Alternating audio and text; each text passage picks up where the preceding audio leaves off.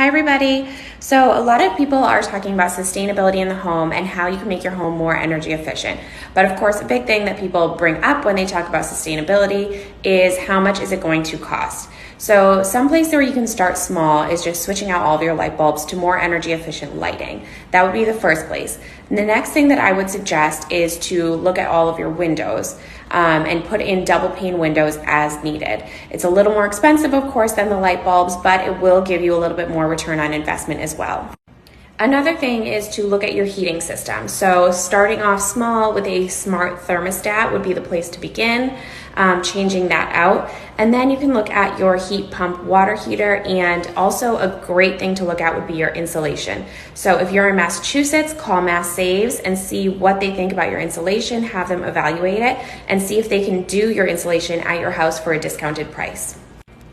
And of course, something that people always talk about is solar panels. It could cost you around $10,000 and save you about $100 a year. But if it's something that you're thinking about, let me know. I'm happy to connect you with the right people to get all of these things in place and talk about what makes the most sense for you at your home.